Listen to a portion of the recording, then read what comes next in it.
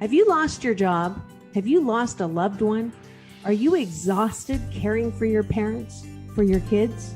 Well, you can find immediate relief when you read Sheila Mack's new #1 bestseller, Bootstraps and Bra Straps.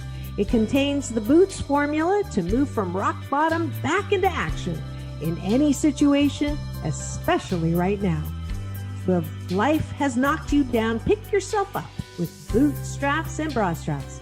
Get your copy at www.SheilaMack.com today.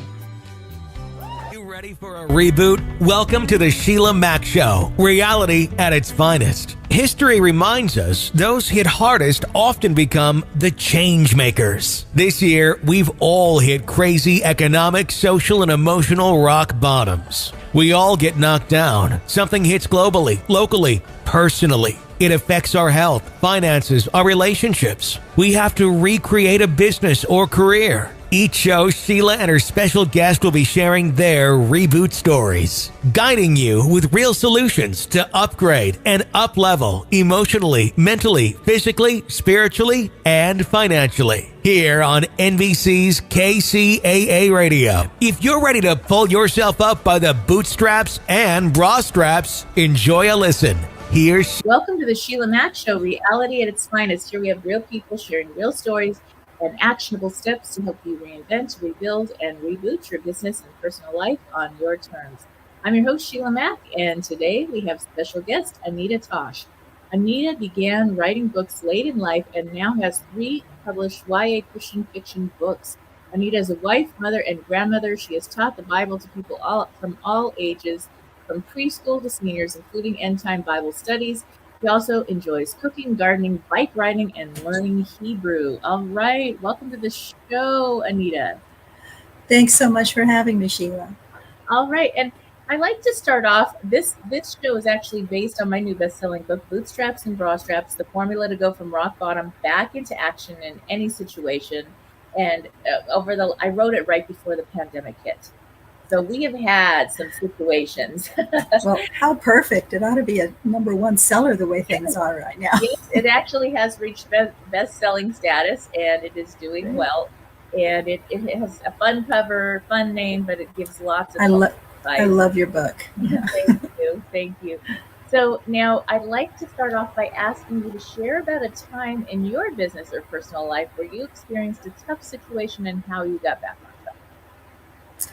Okay, well, mine was actually right at the beginning of the pandemic. I was a director of a preschool, and when the lockdown hit, well, all of the kids left and stayed home with mom and dad, and the school was closed down. So there I was with no income and no job, and but I had started a book. And so I thought, hey, I've got time. I'm going to finish this book.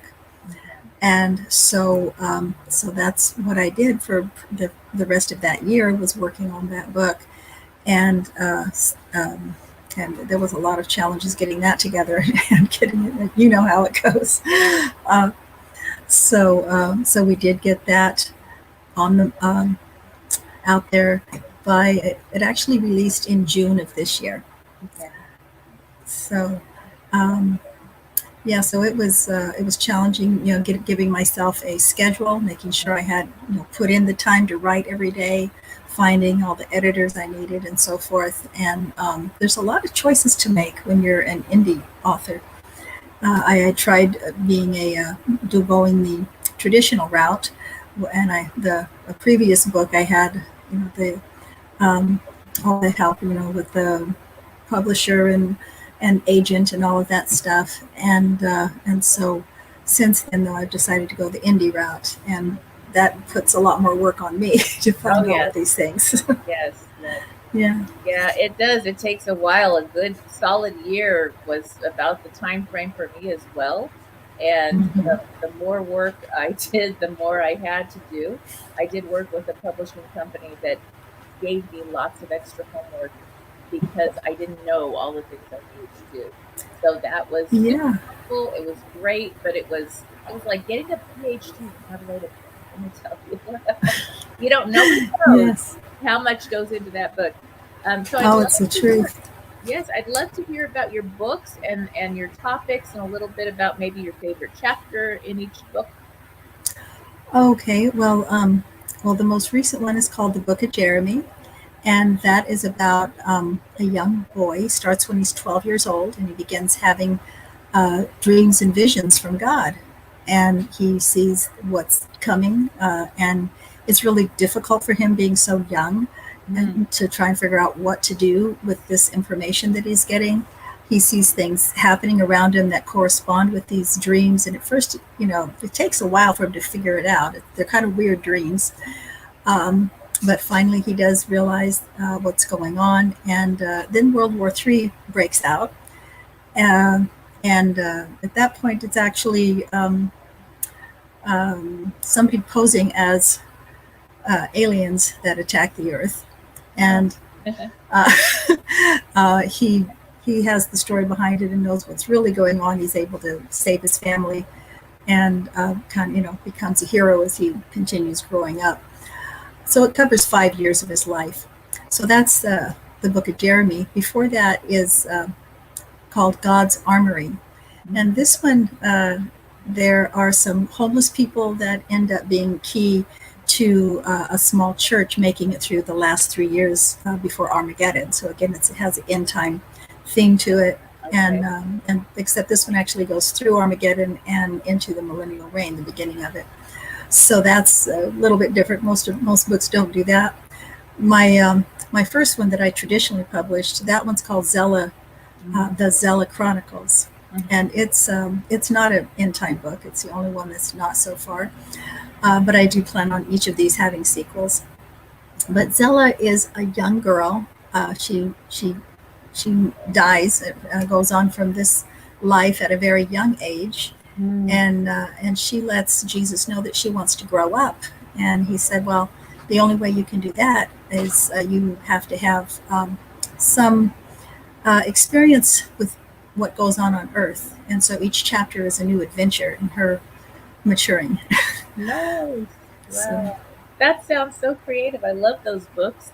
And what you've mentioned, the titles and the storyline sounds great, interesting, and intriguing for young adults. Thank you. Or even adults, I guess, I imagine. Yeah, it's really for all ages. Yeah.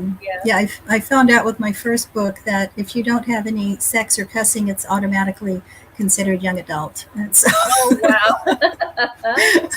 So that's why I write young adult books. Yes. Oh, that's so interesting. Yeah, our world is very interesting right now with our times that we're in, and it is something that you look at and you think, okay, well, wait a minute here, talking about the end times. Well, my goodness. Yeah. Oh, they're all around us, and yeah, that's what happens in the Book of Jeremy. Is he sees that? Yeah. Yeah. See, and the thing is that I think about, okay, well, but nobody knows the day and the hour or the time, right? Yeah. And so it's like, okay, nobody really knows. But we can see the times, signs of the time. And it is something that I remember reading, these wisdom texts, the Bible and all this. And as a young kid, I'm thinking, never happened. Those things could no way, not in my world. Like, not in my lifetime. None of that could ever be. Yeah, no one expects it in their life, really. Yeah. I mean, like, would I be so lucky as to have to deal with all that in my life? And that was my thought as a little kid. Yeah. And now look what's going on around us. We see so many things that we would never have imagined. Even a couple of years ago, who could have thought things would happen the way they are? Yes, definitely. And, but I think then I would look at history and I would say, okay, well, you look at some of the history, and I'm sure that during those times, because nobody knows the exact time, that felt like the end time too. When you look at World War II. And absolutely, yeah. And all these different times, or the Spanish flu. And my grandmother actually lived to be 103. She was born in 1908. And she went through the Spanish flu as a young girl, Great Depression, all these things. And I ended up being raised partially by her as a young girl. And all her friends, these elders, these ladies, they were all ladies. They would have tea together. and sit around and talk. And I was this to be seen and not heard child that was kind of raised by grandparents, it's a little different. So I'm sitting there pretending to have tea, and I hear their stories. One lady, she survived the concentration camps and lost her entire family. Oh, and she, a beautiful lady, and then another lady from Greece, and she lost her husband and ran the business when it was looked down upon for a woman to run the business, but she didn't have children, she didn't have anything else to do, and she did really well. And so, and from all over, I was in Los Angeles, California, and so it's so diverse, so you have people from everywhere, and I think that was such a gift. And it makes me think of, when I read your intro bio, you worked with the students and you did Sunday school and this and that, and that was something that when I had my 6 children, I adopted three of my own, so this big beautiful family. Oh, wonderful. I actually I also ran gift stores at the time, starting with the first one, and so that's what provided for those children. And I hired 2 beautiful retired Sunday school teachers that I knew for like ever, and everybody in the community knew them, and they were my neighbors. Now, they did not need a job. They had nicer homes than I did. Their homes were like $2 or $3 million homes. I am not back then in beautiful La Cañada, but the reality was they wanted to contribute and be with the children. And the ladies, I hired many ladies to work at my store, guys too, but the ladies, the moms that I hired would leave Nordstrom's or these big companies to work where I had the store because I provided 2 nannies, and there was a park nearby, and they could have time with their babies and work because they had to for whatever reason. And so that was it. And for me, because I was able to have great salespeople work with me, great employees. What a beautiful setup. That's awesome. And so because of that, I was able to pay for those nannies, and they didn't even charge that much. They just wanted to be part of the family. And literally, we still, until the last one just passed away, old age, she was like 100 something, herself 101, I think it was. But really, they were an extension of the family. And it felt nice because I knew the kids were safe, and it was mature adults, and there was 2, so they were together helping. That's cool. And and then we were nearby to check. We didn't have cameras back then like we do now, but we were like in the next over, so it was nice. And that's a creative way, I think, right now for parents that have to. Maybe you have to homeschool. A lot more people are nowadays. And so that creative ways to work together with Sunday school teachers or teachers that are not working right now. I know there's a whole group of teachers that have decided not to do the vaccine or whatever at this point, and so depending on their personal choice, and so they are losing their jobs. So guess what? You've got a whole bunch of people that are fully credentialed or talented people that know how to teach and work with children. And so if you're stuck with that situation, working from home, and you need help, there you go. Get together with a little great idea. I'll pass it on. Do a co-op. For those listening in, do a co-op and help out those teachers that are standing their ground for what they believe in, whatever you believe in. It's all everybody's personal choice. But to help out with your children and have proper care, you're the best school ever. And so I think as a teacher, and I also taught Montessori for years. As a teacher, you taught Montessori? Yes, I did. My school was a Montessori school. Oh, okay, there you go. I love the kids are reading chapter books like in kindergarten. It's incredible, and they think they're playing. They've got these little jobs. For those who don't know, check out a Montessori school, and you can use it at home. There's a little bit of training, obviously, that goes into how to teach through that methodology, but it's beautiful. It really is. Oh yeah, it is amazing. We had they're called jobs. We had all the way through the 3rd grade, and but the children we only went through kindergarten, but yeah, it is beautiful. Yes, it really is. Now, what advice would you have as a teacher, as an author, a mom? What advice would you give to other parents right now, as far as how to educate more from home? Yeah. If there is any way that you can stay home with your kids, that's the number one choice. And many people who do that nowadays, they do get together. There's groups of homeschoolers that they get together for field trips and so forth, and they also help each other, whatever their strength is. If one mom maybe is good in math and another one is better in English, then they can kind of trade off with each other's kids to help in their strength. Yes.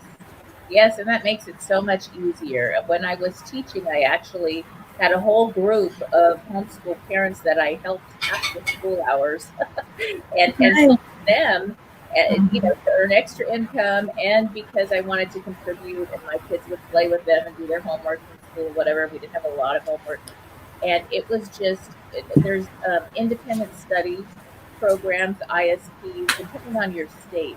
There's different umbrellas. A lot of things to choose from. Yeah, where you can do independent schooling versus something that's public and that's mandated by those lessons. Yeah. Not a When lot I of families. So, yeah, I homeschooled my youngest, two of my grandkids to help them finish up high school. yeah. And so it was a nice combination of what I was able to do, and then also things that I needed help with I found online. So that the things online nowadays are so wonderful. I mean, I wish they were there when my kids were little. Yes. Now I go back to that time because my kids are all grown now, and I have a few in the service making choices right now on things.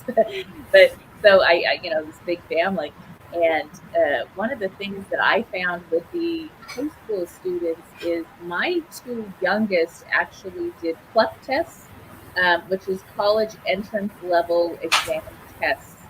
So they would take the test study prep, and they would pass the test, and they would get high school and college credit. So by the time they went to college, they were halfway through or more, almost complete with their general ed. And That's a great plan. Yeah, that saved the family a fortune. So I pulled my youngest two. They were getting into some trouble. We had moved. They got into some trouble, and I wrote about it in my book. And so you got to read that on parenting. But they got into a little trouble with some kids, and they started smoking pot. And I was like, oh no, wrong road. We're not doing that road.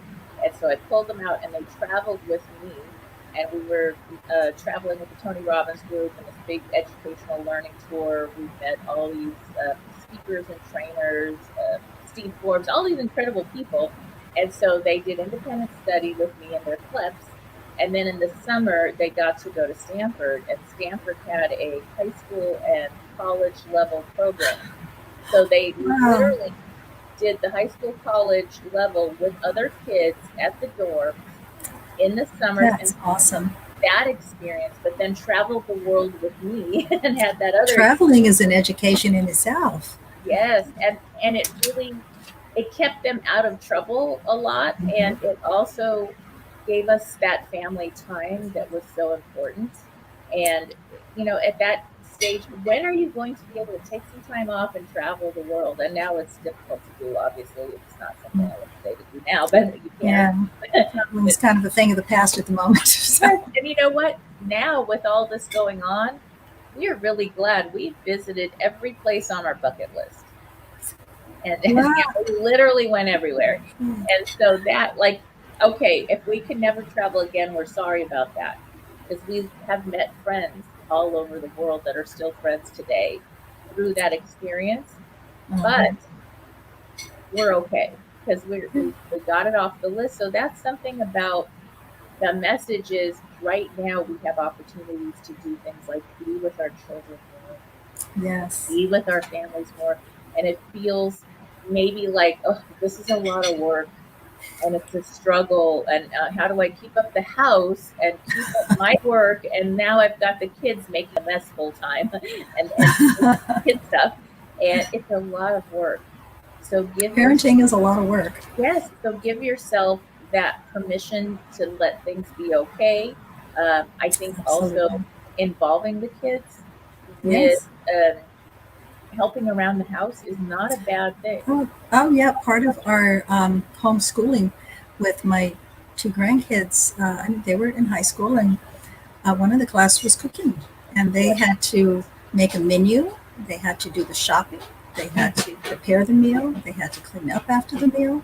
So, I mean, it was really life skills. This is what you need to know how to do. And so it was great that it got to count for class credit. Yes, that is good, and it's really important because, I mean, I came from a difficult home life as a kid, parents sick, and then in and out of foster care for a short time, and all these crazy things. And so I was like, I'm going to give my kids everything. And the first one I had with the 6 was the baby, and I gave him too much. And there was resentment and this anger that came out that was like, wait, I just gave you things. I gave you a car, I gave you private schooling, everything you want. You need a tutor, you want to go take this, you want to take that, everything. Like, I spent so much money, and there was resentment. And then I was like, okay, I'm going to tone that down a little bit and stop. And you know, now he's totally on his own and got that. Obviously, he's a grown up. Sure. Yeah. But I learned and I realized that with the younger ones, I didn't do that as much. I was more like, okay, let's see what you can do, and maybe I'll contribute to your fund if you're saving for something special, or I'll help with car insurance or whatever. But you buy it, and there was this, like, I did it. This pride of just think about the Montessori jobs. I figured it out. There you go. Yeah. And I was like, oh wow, that is a real gift. It is a better gift. And, you know, it means they know you're there to provide for them when needed, or to fill in the gap where they've really put in effort. But they have done something where they're proud of themselves, and they have, I guess it's like, I'm self-sufficient. I have. Yeah, they can have that self-pride that they did accomplish this. And there's nothing else that can do that for them. Yes. And so, I mean, like, I heard the news a while back where there were these very wealthy people that actually paid for the colleges to get them an entrance into these big university Ivy League schools or whatever, and they paid the schools to let their children, young adults, in. I've heard of it. And it was such a sad thing, because the message is, oh honey, I'll pay for that because I don't believe in you. And yeah, you know you're right. Or you don't have to do the work, because this money will take care of it. And in reality, when you grow up, the money doesn't always take care of everything. You've got to at some point do some of the work. Absolutely. And so even if that means you have to take the CLEP test, you have to, you know, go to community college, fine. If that's what you have to do, it doesn't mean that doesn't give you this, like, you'll never have a good job or you'll never be successful. None of that. And it's really setting up a young person for failure if you do your homework for your kids, or if you send them to these Ivy League schools and they cannot do the work, that they're going to fail, and it's going to be even more embarrassing and hard, or they'll go down that wrong road and get into something because they've given up. They don't have that self self-confidence that they need. So, that they would have gotten if they had done it themselves. Exactly. Pay for tutoring, so they're learning. Don't do the homework for them. I don't know if you've had that, where you had parents sometimes that actually did the homework assignment for the kids, and you could totally tell. I have known people that did that. And see, the problem is that's great, but it doesn't help anybody, especially the child. So true. Yeah. And, I mean, I had one parent that I love them. We joke about it, but years ago, the school that I worked at was near JPL, Jet Propulsion Lab, Pasadena, you know. And so NASA, and the dad was a rocket scientist. So the science fair project, dad builds a little mini rocket that flies and everything. And it's like, this is a second grader. And we know this child. We know it wasn't him. But dad got an A. It's those science projects that really tempt the parents to do it for the kid, because Yes. they want everyone to just be blown away by their brilliant child. Yes. And like you said, that's not something a child that age would have done. Yes, and we made, we laughed about it and joked about it, and he did a different assignment later that was his, and it was pretty cool. And he's a brilliant, young, successful adult now. It's like you do catch up in areas. Me too. So That's good. yeah, and it was a great way to kind of have that discussion in a fun, laughing way with the parents that they didn't realize. They thought it was what you're supposed to do.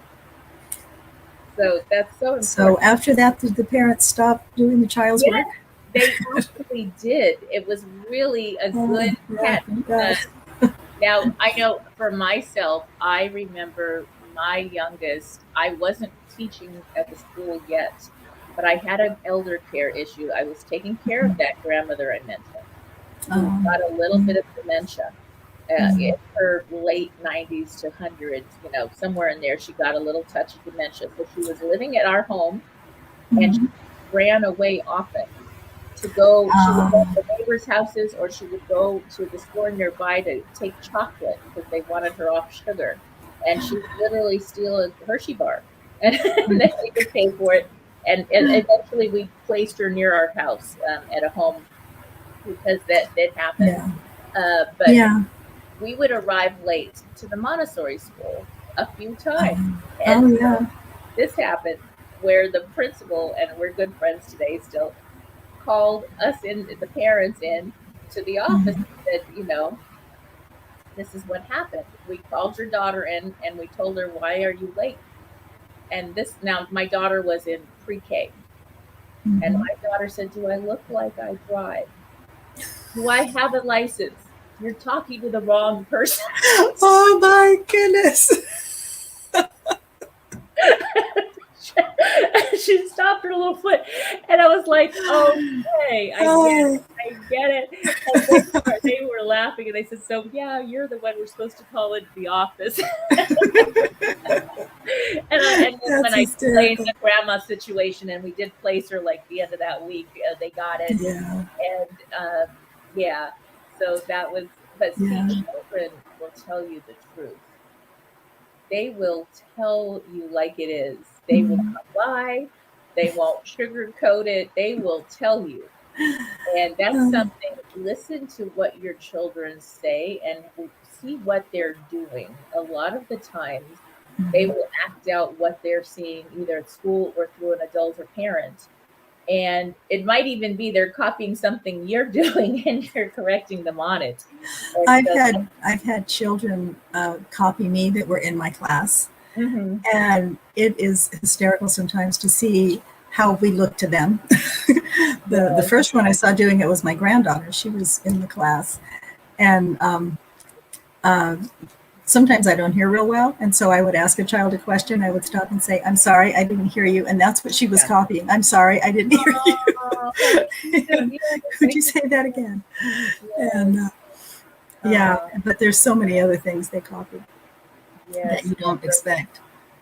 I think one of the most important lessons, getting back to your books, is teaching your children discernment.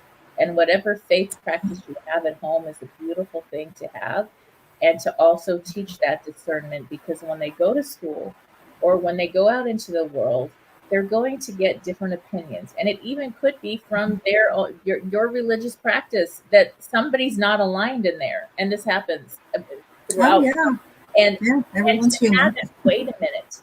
I need to have discernment and put this through my value system, my filter. That can be a hard one. Now, this is the time where our young people, because they're home with family, they're getting filled with the family values, and that filter is becoming so strong. So our future leaders are really learning so much. And they're learning patience. They're learning, okay, there's all these changes. How can I be happy through all these crazy times? What can I focus on? How to adjust to it. And okay, the news or the leaders, they're saying things that maybe not aligned. So, that doesn't mean to disrespect anyone, but that means to make sure you check your values.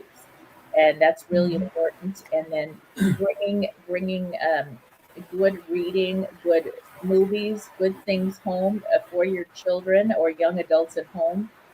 It makes Yes. a difference. Our environment. I mean, like, I have music that I play. I do the big screen TV, but it's all beautiful music. And people come in and they're like, "Oh, I feel so relaxed in your house." It's like, yeah, because it's an environment. It's That's right. you feel at home, you feel welcome. It's not perfect, but it's very It's loving comfortable. and it's comfortable, and people want to stay, and it's great. And it's that, because that's the energy I want to feel in my home. And even Absolutely. in my Yeah. car, it's even in the car, Yeah. everywhere you Uh-huh. go. And when you fuel yourself with what you want, with positive, instead of watching the news. I literally had to take a news diet. I still, Good for you. I keep in Yeah. track with things, but I'm not watching for hours. And and Yeah.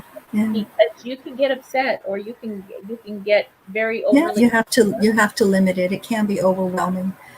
And especially now. yes, Yes. especially now. Absolutely. And for Yeah. those children that are going to be reading your great books, um, those books are so important to do the reading instead of watching that news or some kind of movie that's not aligned with your values, because that Yeah. brings it into the house.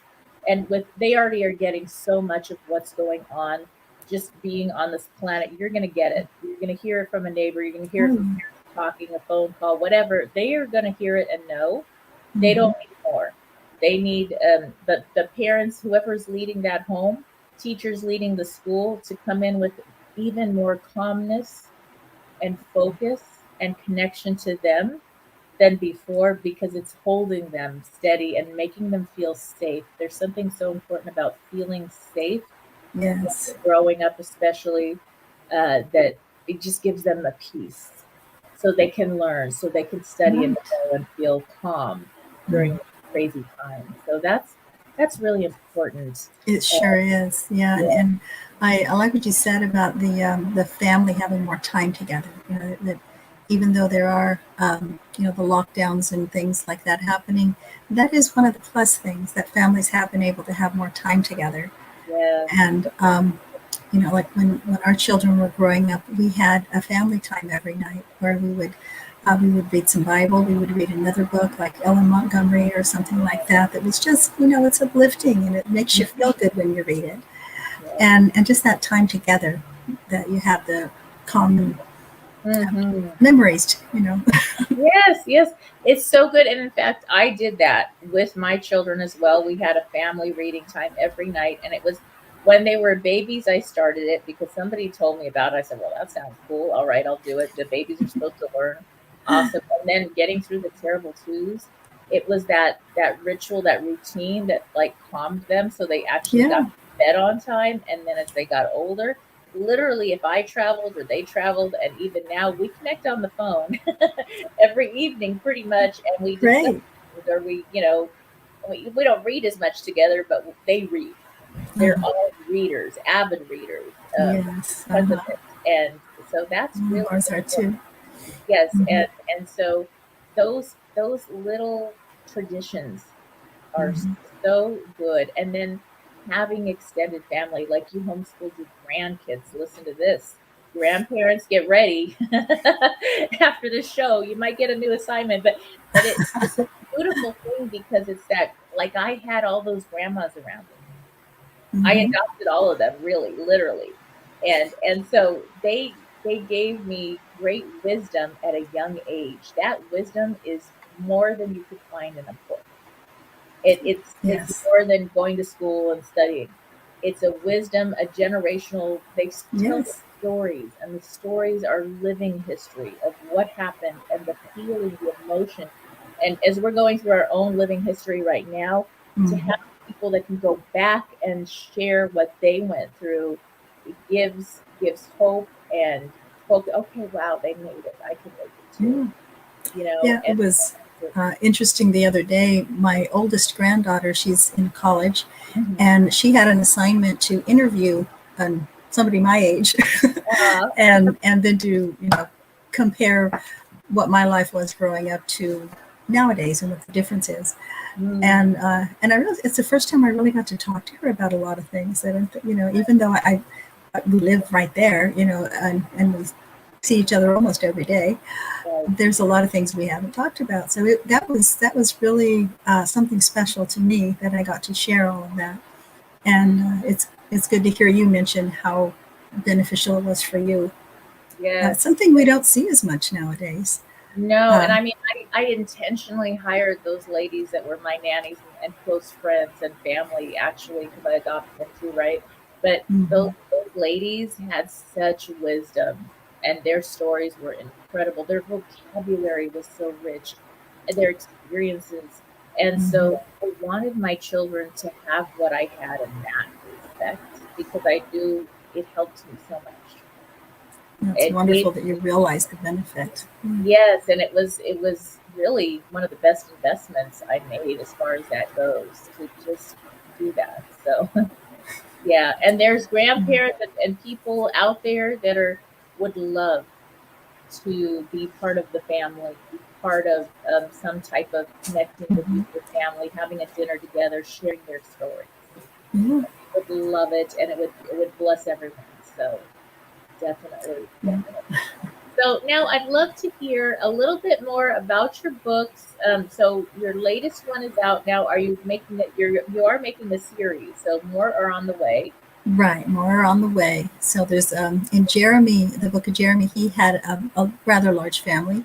For now, it actually about the size of yours. He had 4 sisters and 1 brother.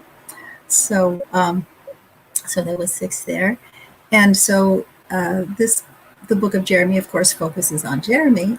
Well, the next ones to come is going to be taking place during the same time, but it will be focused on other family members. His each book will be, one will be for each sister and for his brother. Oh, good! I love that. That's so important, and it's interesting. Jeremy was the one that had the dreams and the guidance, and had to make sense out of all that. That sounds so intriguing. So yeah, that sounds so good. And now we're coming to the end of our talking time. So where can people purchase your books and learn more about all you're doing? Well, everything's on Amazon, but also you can go to bookbub.com, and from there that'll show you all the different venues besides Amazon as well. There's Barnes and Noble and Apple and so forth, so that can connect you to all of them. All right. That's wonderful. Thank you. Thank you again, Anita, and it was wonderful having you as a guest on the show. My pleasure. And for those tuning in, we'll be back after this session. Welcome to the Sheila Mack Show, reality at its finest. Here we have real people sharing real stories and actionable steps to help you reinvent, rebuild, and reboot your business and personal life on your terms. I'm your host, Sheila Mack, and before we get started with today's show, I'd like to share with you a special thank you and shout out to Growth Manifesto Podcast, our sponsor for today. And I want to share just a little bit more about Growth Manifesto Podcast. It is one of Australia's leading business, marketing, tech, and entrepreneurship podcasts. They help their audience of entrepreneurs, business leaders, and those aspiring for personal and professional growth by bringing some of the most accomplished people in their fields to appear on the show and share the thinking and methodology that drove their own success. So at the Growth Manifesto Podcast, they've interviewed people such as Seth Godin, Jay Abraham, Liz Wiseman, Vern Harnish, Jordan Belford, Bev Burgess, Roger Martin, and Tim Draper, to name a few. I took a listen to their recent episode with one of my favorite mentors, Jay Abraham. And if you don't know about Jay, he is the CEO and founder of the Jay Abraham Group, and Jay is a marketing legend that has helped more than 10,000 clients in more than 1,000 industries solve complex problems and drive significant growth through a different way of thinking. His clients include people like Tony Robbins and many more. So if you are a like-minded business leader looking for growth, then tune in to Growth Manifesto Podcast. You can subscribe to them on Apple Podcasts.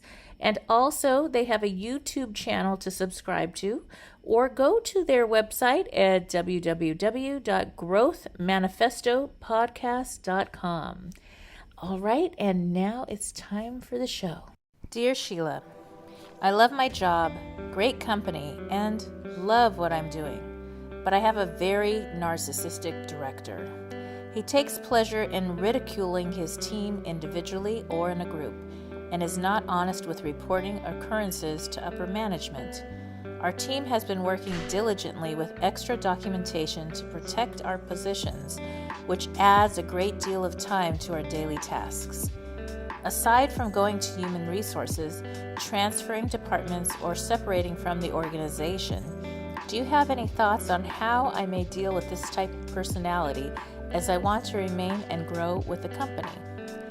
Signed, Bullied in the Workplace. Dear Bullied at the Workplace, well, it sounds like you have a great company and you're very happy with working there. And the only problem is you feel like you possibly have a narcissist or a boss that has these narcissistic tendencies.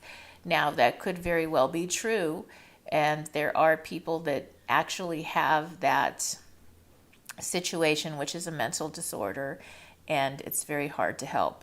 On the other hand, it may be that your boss doesn't even realize that what they're doing is actually hurting the team and the group. So it may be a good thing to talk with someone, maybe even your boss or somebody in the upper management, instead of having this walking on eggshells and concerned about long hours and this and that that you're dealing with now. You know, we spend more hours at work than we do at home a lot of the time. And it could be that that manager just doesn't have leadership skills or needs different training or is not aware of what's going on or how everybody feels about his management style. So I would start with a conversation, and it may be a conversation where you get together and talk about different ways that things can be approached, or maybe give some different examples in one way or another because you want to stay. And then if things don't work out, I would continue to look at other options for the future just in case. Because the one thing is, your talent and skills goes wherever you go. And if you have somebody that truly isn't going to change and upper management wouldn't listen, that's when you would need to move on. But until you get to that point, you know, if somebody truly does have this disorder, they would not listen and they will not change. And so you're going to have to be the one that's the healthy person that shows up and says something to make a difference. I hope this helps. As always, I wish you life, love, laughter, and light. You need a guide to show you how we get through a situation like this, to give you resources and to help you get out of the emotional pea soup fog of dealing with a crisis and the resulting fallout. I've been there, and I'm here to help you. Out of the fog. If you weren't emotionally bound up in your situation, you would have more clarity. You would be able to see your best options for dealing with whatever comes up. If the version of yourself who has already walked through this rock bottom and come out the other end could go back in time and give you, the you right now, some advice, what would she say? Would she tell you to slow down, to stop rushing, that you don't have to have all the answers today? Would the future you recommend not making any major decisions without reviewing them first, particularly while you're still in the fog? Would she tell you that normal is going to look different for a while, but that you will feel normal again? In case we haven't invented time travel by the time you read this book, I'm here to tell you all of the above. I developed the Boots formula to help you learn to make choices, have a life shift, and make great things happen based on your individual values and best life vision. A change is going to happen, and it's worth it. There's a stage where it feels like everyone in your life is picking at you. Life itself may seem like it's trying its best to stop you from doing whatever you want to do. All you hear is, "That's a stupid idea," and "That's never going to work," and "Who do you think you are?" One of the hardest things for people to do is to realign and possibly walk away from anything and anyone that conflicts with their value systems. But you are going to discover that power within yourself. Through the activities and examples in this book, you will discover your true north and will be able to easily do what is needed to move forward with your life. Anything that hurts you, that doesn't resonate for you, that fights against what you want and believe in, you are going to give it the boot. Once you have turned your rock bottom moment into a positive, beautiful life shift, you can live your life on your terms.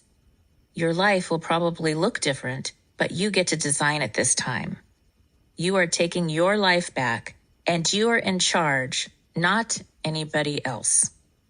Sooner than you can imagine, you'll be in the career of your dreams or the relationship you always wanted.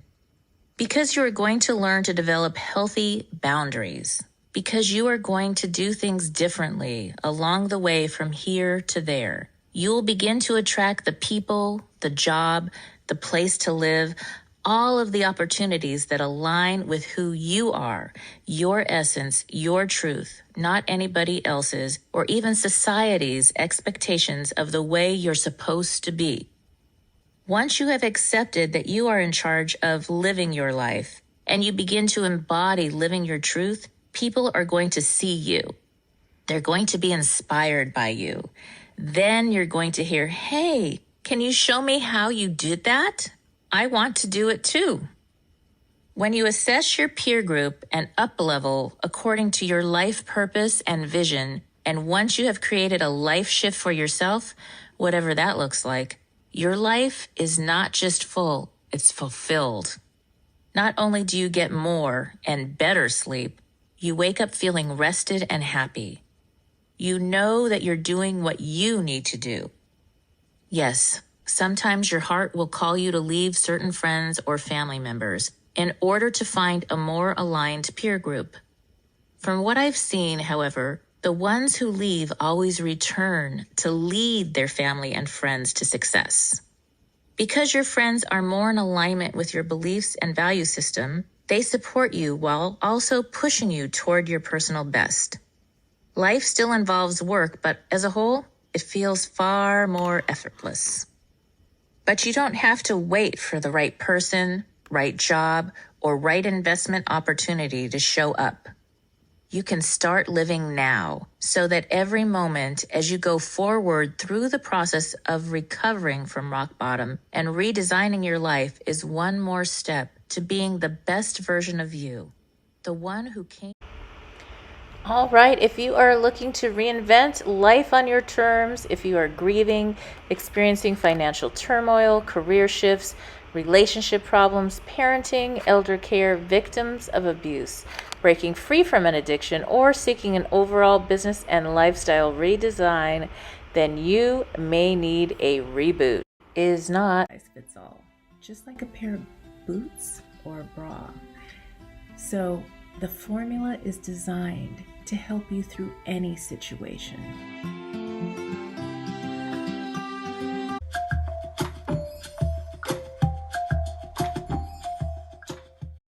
If you are just tuning in, this is NBC's Sheila Mack Show here on KCAA Radio, the station that leaves no listener behind. I'm your host, Sheila Mack, and today I have a couple of announcements. First, I would like to hear from you. That's right. I would love to hear from you. to be honest. I want to know what your breakthrough is, what your reboot is. How are you reinventing and rebooting your life? What shows would you like to hear more of? What information do you need to help you get back on track this year? And to do that, the best way to connect with me is actually through my new YouTube channel, and that is Sheila Mack Show on YouTube.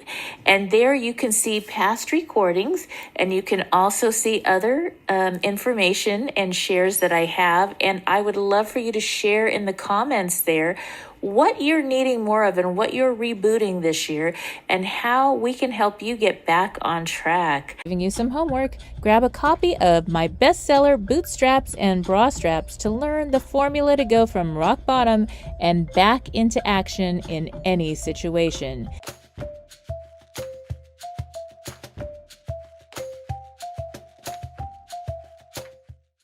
Dear Sheila, I love my job, great company, and love what I'm doing, but I have a very narcissistic director. He takes pleasure in ridiculing his team individually or in a group, and is not honest with reporting occurrences to upper management. Our team has been working diligently with extra documentation to protect our positions, which adds a great deal of time to our daily tasks. Aside from going to human resources, transferring departments, or separating from the organization, do you have any thoughts on how I may deal with this type of personality as I want to remain and grow with the company? Signed, Bullied in the Workplace. Dear Bullied at the Workplace, well, it sounds like you have a great company and you're very happy with working there. And the only problem is you feel like you possibly have a narcissist or a boss that has these narcissistic tendencies. Now, that could very well be true, and there are people that actually have that situation, which is a mental disorder, and it's very hard to help. On the other hand, it may be that your boss doesn't even realize that what they're doing is actually hurting the team and the group. So it may be a good thing to talk with someone, maybe even your boss or somebody in the upper management, instead of having this walking on eggshells and concerned about long hours and this and that that you're dealing with now. You know, we spend more hours at work than we do at home a lot of the time. And it could be that that manager just doesn't have leadership skills or needs different training or is not aware of what's going on or how everybody feels about his management style. So I would start with a conversation, and it may be a conversation where you get together and talk about different ways that things can be approached, or maybe give some different examples in one way or another because you want to stay. And then if things don't work out, I would continue to look at other options for the future just in case. Because the one thing is, your talent and skills goes wherever you go. And if you have somebody that truly isn't going to change and upper management wouldn't listen, that's when you would need to move on. But until you get to that point, you know, if somebody truly does have this disorder, they would not listen and they will not change. And so you're going to have to be the one that's the healthy person that shows up and says something to make a difference. I hope this helps. As always, I wish you life, love, laughter, and light. Thank you for listening to Dear Sheila, answering real questions with real solutions to reboot your life. If you have a burning question, submit your question now to www.dearsheila.com. www.dearsheila.com.